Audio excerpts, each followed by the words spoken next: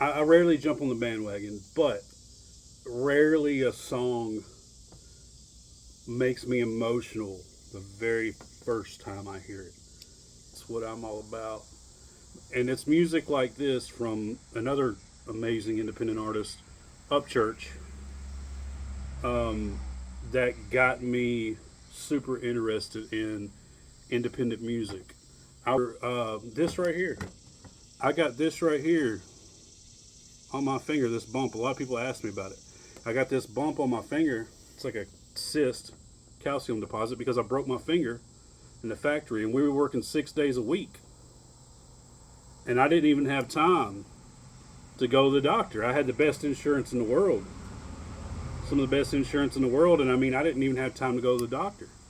I didn't even go because I was working 12-hour shifts and I was so tired all the time.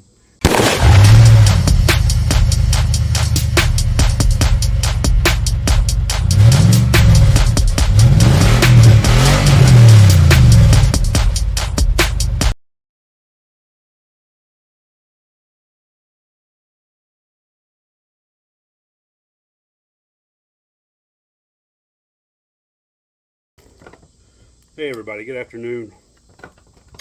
I just wanted to say that I am one of the last people to usually jump on a bandwagon, but this Oliver Anthony song, it's something special. I saw everybody sharing it, and I have already listened to the song, so it's not a raw reaction from the beginning where I've never heard it, but I just wanted to say that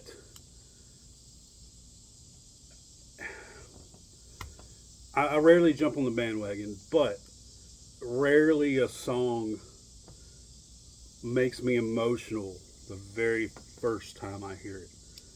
And it made me extremely emotional because I've lived it, part of it, and I have family members who have lived part of it. Um, and so whenever you see your family go through that, or you went through that, and I'm sure Oliver has a story. He lives in Virginia, so I'm sure that he has a story, and he has family members who have um, been screwed over one way or the other, that are miners, coal miners, or whatever. And I'm sure it was a very emotional song for him. You can hear the pain in his voice. Music like this is insanely powerful, and you can bet that the people here are the voice behind this. He sung for the blue collared American worker who's taken it up the hind end many of years. It's music like this. Um, it's Creek Squad over on my channel. That's what I'm all about. And it's music like this from another amazing independent artist, Upchurch, um, that got me super interested in independent music. I was interested in independent music before I came across Upchurch in 2015, 2016 when he first started putting out music, but it's raw, it's real, and it's about stuff. The writing is about stuff that normal people or people in the music industry, the record labels, they haven't experienced, and so they can't write with that amount of pain and that amount of raw power. Usually, if you haven't experienced it, a lot of times writing comes from experience. So every once in a while, there's an artist like this that comes along, and I relate him to Upchurch because Upchurch has so much truth in his lyrics, and he's not afraid to tell it. He's not afraid to use, you know, inappropriate language or harsh language to express how he feels, the importance, and to really drive home how he feels. Um, I just wanted to react to this song because I think it deserves an in-depth reaction. Now there are some other channels. Don't get me wrong. I'm not trying to put any channels down, but there are some other channels who have done some amazing reactions to it. But I think a lot of the channels out there, because it's a popular song, they're just tagging this guy's name in it, and they'll listen to part of it and they'll be like, "Oh, that's great," and then they don't elaborate on what the lyrics are actually saying, which is what I want to do. I want to take each line and take it apart. So bear with me. On my channel, if I react to something, it's more because it personally grabs me instead of it's just popular at the time. So don't get me wrong, Father Son Reacts, they had a great reaction to it. And I want to really get in depth with some of these lines and some of these lyrics and what they mean. Because it's the type of song that, I mean, if you haven't lived it, then maybe you don't get it. But I've lived part of it. Maybe not the coal mines, but I used to work for a factory. I used to work 80 hours a week. And at the same time, I wasn't even making enough. I was still, at 80 hours a week, I was bringing home good money. But I was still behind on my house payment, my mortgage, and then the car payment and the insurance and stuff like that. I've not always been the best with money, but I'm just going to tell you that if you're working 80 hours a week and these companies ain't paying like they should, I mean, that's so much overtime, man, time and a half. And I was making less of a dollar wage. I was building cars. I worked at a factory where we were taking steel and putting it in these molds, and it was, stamping it out and welding it together, and it was hard work, man. It was we would have to weld. I had to MIG weld, and I was building cars that they were selling for $40,000, $50,000, and they were making no telling what off of, and I wasn't even making as much as you can make at Chick-fil-A now. I wasn't even making the hourly wage that you can make at a gas station now. Of course, this was a few years ago. Now I'm a caregiver because it's more rewarding. But for about 5 years, I worked in a factory where I literally worked 80 hours a week. And I remember this right here. I got this right here on my finger, this bump. A lot of people ask me about it. I got this bump on my finger. It's like a cyst, calcium deposit, because I broke my finger in the factory, and we were working 6 days a week. And I didn't even have time to go to the doctor. I had the best insurance in the world. Some of the best insurance in the world, and I mean, I didn't even have time to go to the doctor. I didn't even go because I was working 12-hour shifts, and I was so tired all the time, and I had to sleep like all day to go back in at night. And there were things like that was going on. I didn't even go to the doctor because I was just working so much. Sunday, I was off on Sundays a lot of times. Sometimes I worked 7 days through. I worked 90 something days in a row without one day off one time. It was bad. And so whenever you're in that state, and it wasn't like I could ask off work, because they would say, well, we're going to fire you if you ask off work, even though most of the time that was an empty threat. You were so scared because you had a mortgage and you had a car payment, you had an insurance payment, that you were so scared that you would miss work and you would get fired. Then you couldn't pay none of it. It's almost like prison. Don't get me wrong, I'm happy. I'm happy to work. I will work. I am a worker through and through.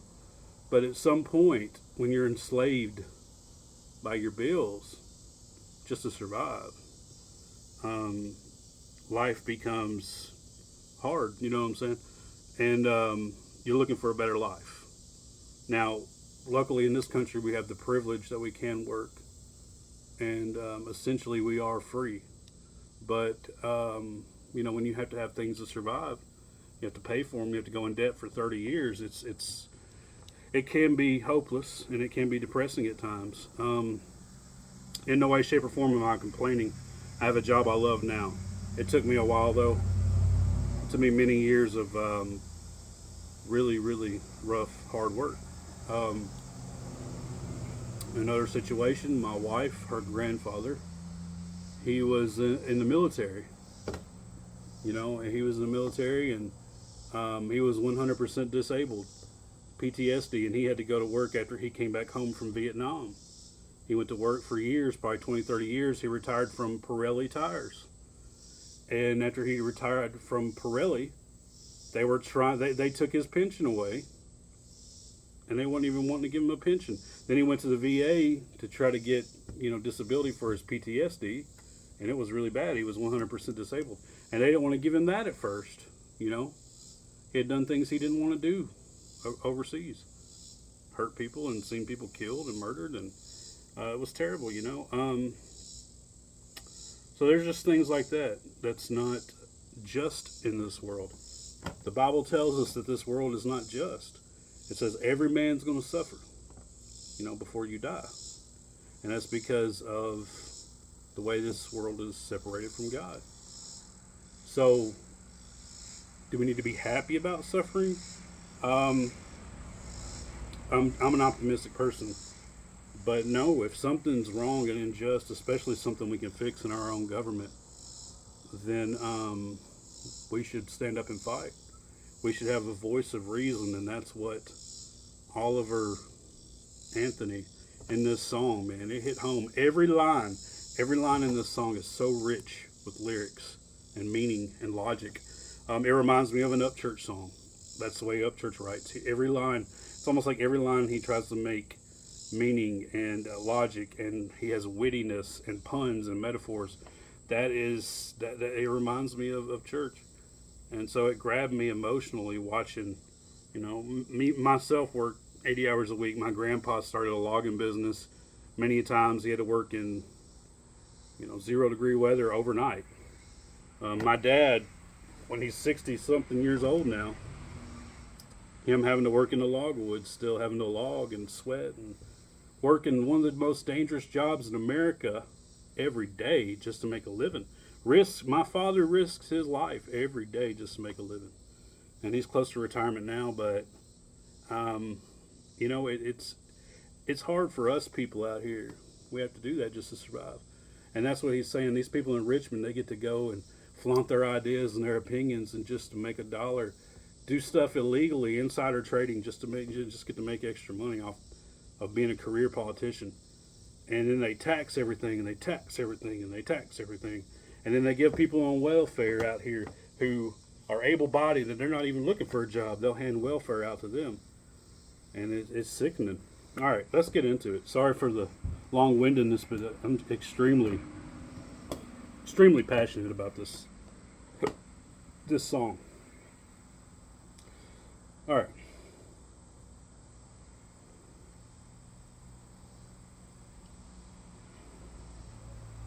And if you're new to the channel, welcome. I have a lot of stuff on here.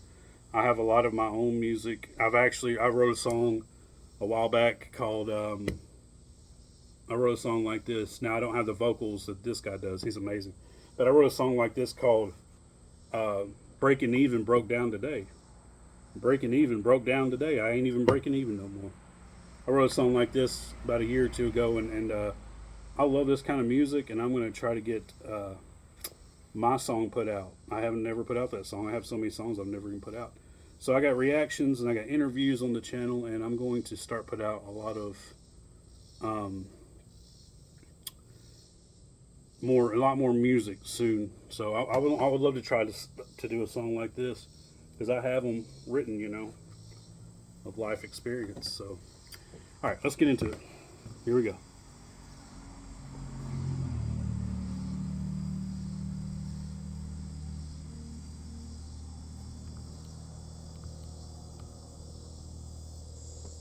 I've been selling my soul, working all day, overtime hours for bullshit pay, so I can sit out here and waste my life away, drag back home and drown my troubles away.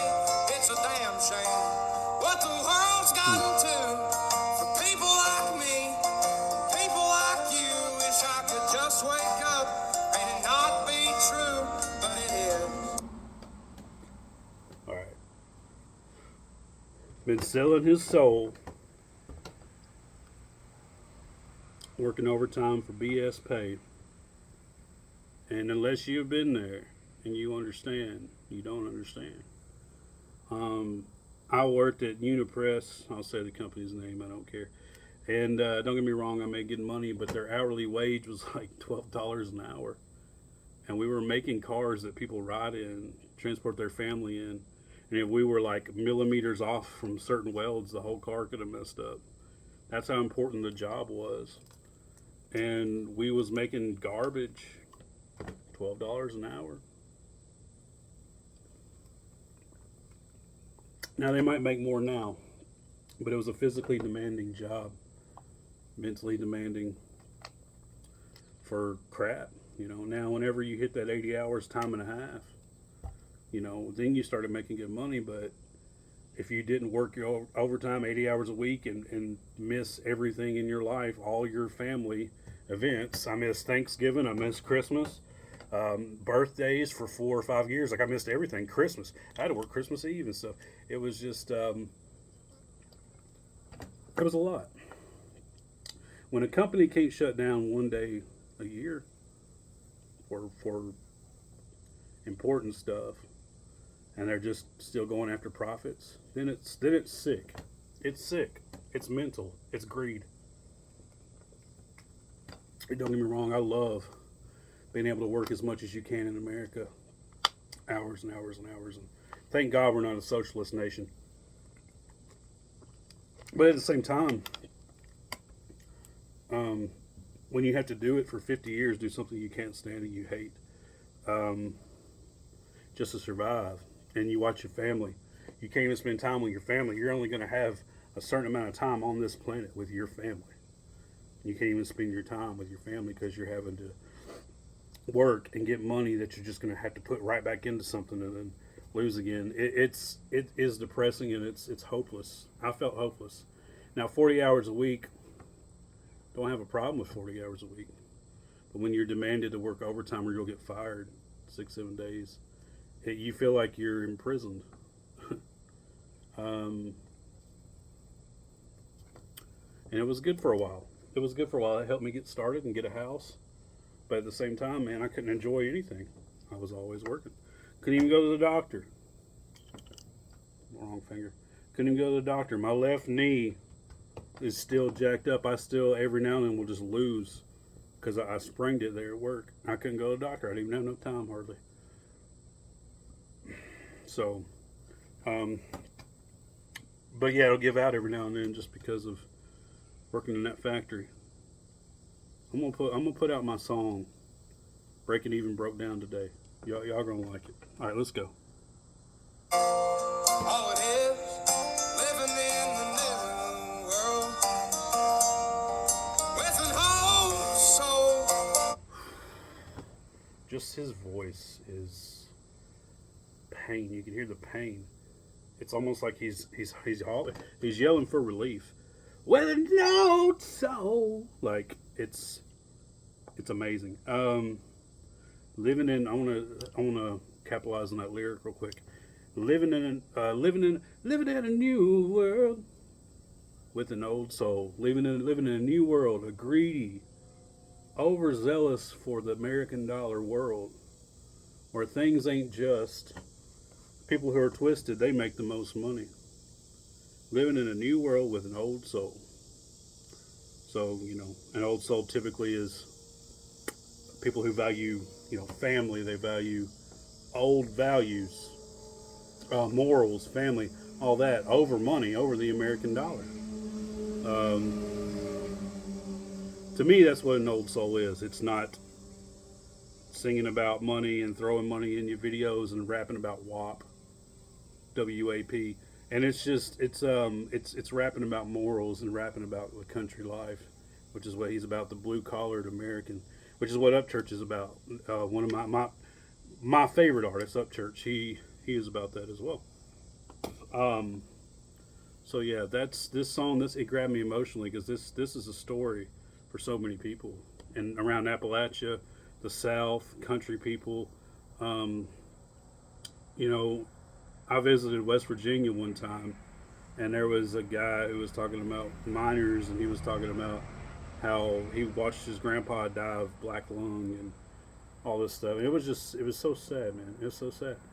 Um, my wife's grandpa, they took his pension away. Pirelli, they took his pension away. He had to go to court to fight them, his IRA, I think, as well. And he had to go to court and fight them just to get that back. It's amazing. It's incredible, man. All right, let's go. These rich men north of Richmond, Lord knows they all just wanna have total control. All right, so I mean, I assume almost everybody has gotten that, but rich men north of Richmond. He's from Virginia. North of Richmond is, politics territory, the capital of the country, Washington D.C., Pennsylvania. Rich men north of Richmond. What a clever, witty, rich men, Richmond. Incredible writing, man. It's just, this song is so powerful. Wanna know what you think, wanna know what you do, and I don't think you know, but I know that you do. 'Cause your dollar ain't shit, and it's taxed to no end. 'Cause the rich men, 'cause the rich men.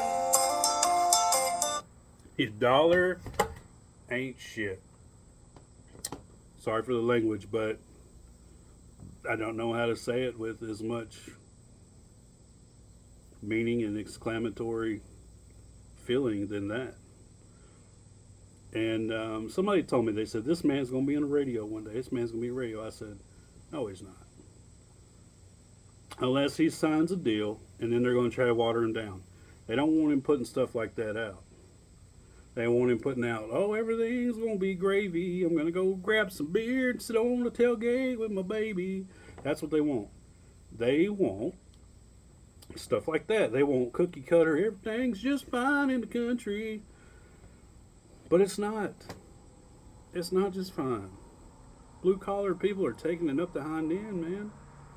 We're paying all the taxes. It's falling on the middle class. And we don't have the liberties. We don't have the privilege that these rich people have.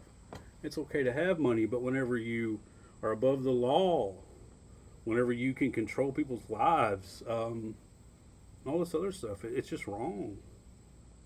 Money is great. It's a great tool, but it's wrong whenever you try to do stuff morally, or even it's just not fair. Justice, it's just not fair. All right, let's listen. I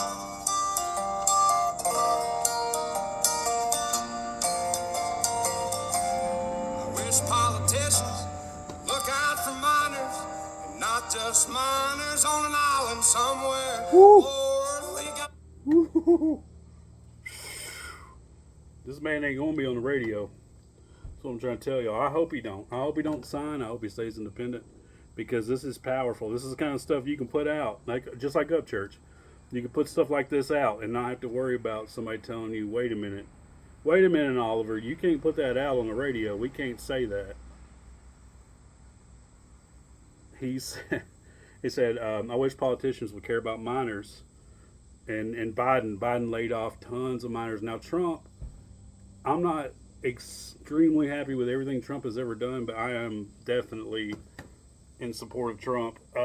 But he did hold up for the miners, and he held up for the coal industry, and he was going to make new jobs for them. Biden laid off all of them. And he says it's a dying industry and all this stuff. He doesn't care. He doesn't care about their family. There are towns that are ghost towns now in West Virginia and up in that area, Kentucky, in Virginia. There are towns that are like ghost towns because they were built around the mining industry, and now they're nothing.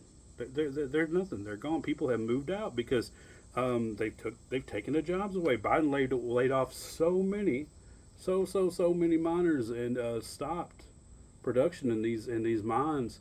And what he's done is he's like, clean energy, all clean energy. I don't care. I don't care if they're going to suffer, if the family suffers, the town suffers. I don't care. We need clean energy. We need what's it called? Solar. We need solar. We need wind energy. Well, I'm just going to let you know, wind energy is almost I went out west a couple years ago, and those big turbines, like they do produce energy, but they're so expensive, and they don't. They're almost not even worth it. I heard somebody talking about it, and they said they're almost not even worth it because they have to be repaired, and they cost so much to even make that it takes years and years and years and years and years before you're able to get the money back out of it that it saved. And so that's where we are. It's not about logic anymore. It's about, hey, let's just stop this from happening.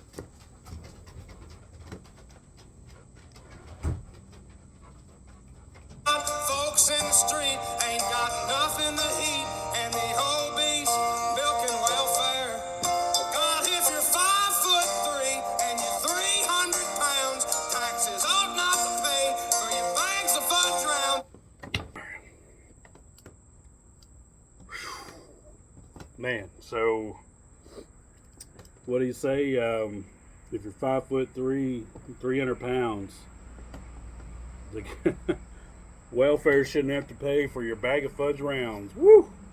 You're gonna hurt some feelings with that one. Sorry, Nana. No, I'm just kidding. But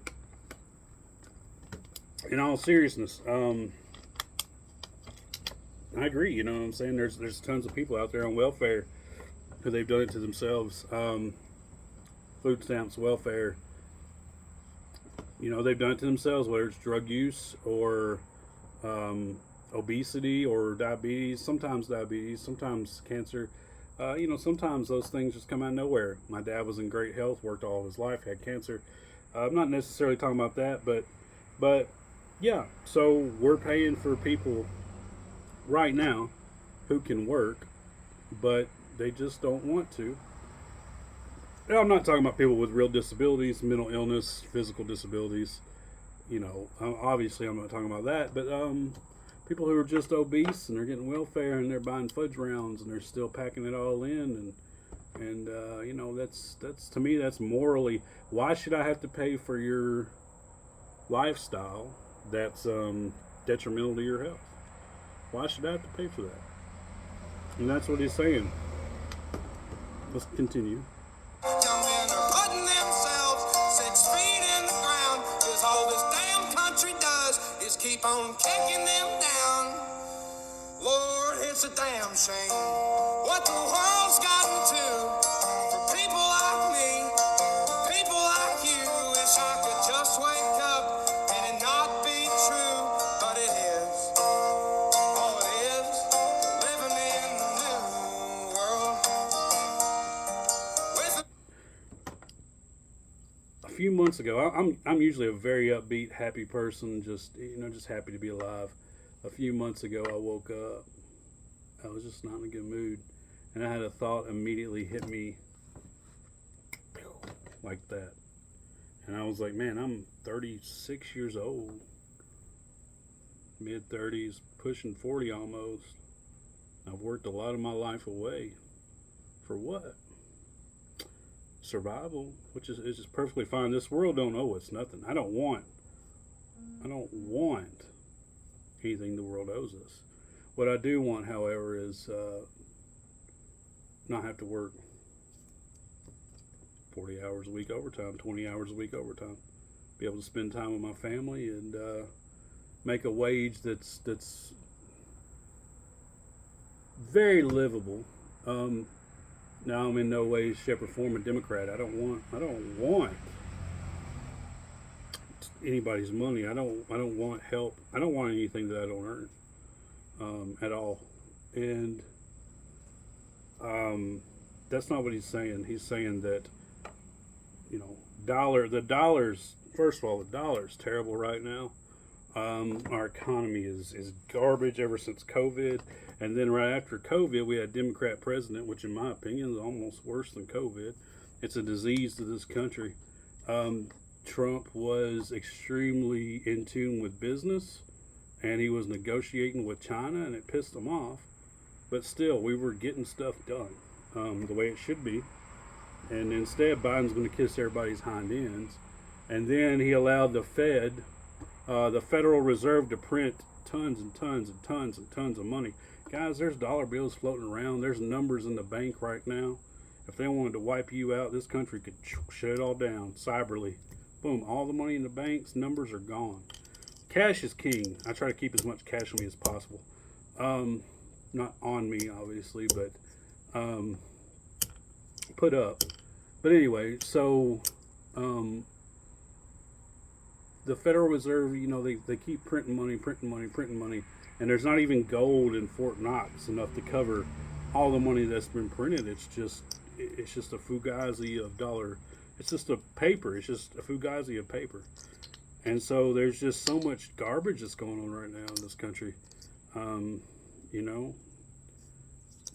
It's sickening, man. To the people who understand what's going on, it's sickening. To the people who think pronouns are more important than the working blue-collar class who feed these people who lie in their basement and need a safe space for their emotions, they're going to get a rude awakening when spit hits the fan. Here we go. Oh, so these rich men north of Richmond, Lord knows they all just want to have total control. Want to know what you think, want to know what you do, and they don't think you know, but I know that you do, because your dollar ain't shit, and it's taxed to no end, cause the rich men north of Richmond.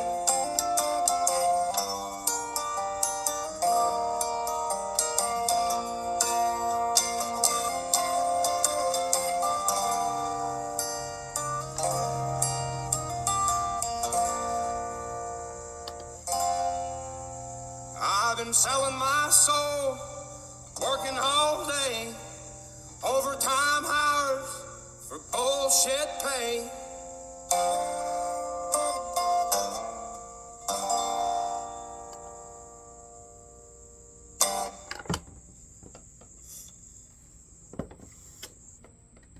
Amazing. I see why you guys all sent this to me. Amazing. I hope this feller gets, if he's going to produce songs like that, man, I hope he gets everything that's coming to him and he gets rewarded for his honesty, for his incredible talents, and being able just to write a song like that that speaks to so many people. You can see, man, it's only been out for 5 or 6 days and it has just blew the internet wide open. And that right there is a testament to how people feel and what's going on right now. Couldn't be more happier with when I heard that. I was like, what's the big deal with this guy?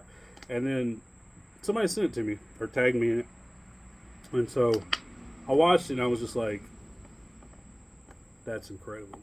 That's truly art to me, and it's also truly powerful and emotional. That's what a song is supposed to be. It's supposed to move you. Music is supposed to move you. And that songs like that and things like that, those are a reason why I got into independent music in the first place. People like Cody Jinks, people like Tyler Childers. I'm not a big fan of Tyler as much anymore, but people like Cody Jinks, Tyler Childers, people like that, and now this guy in Upchurch. It's nothing but raw truth.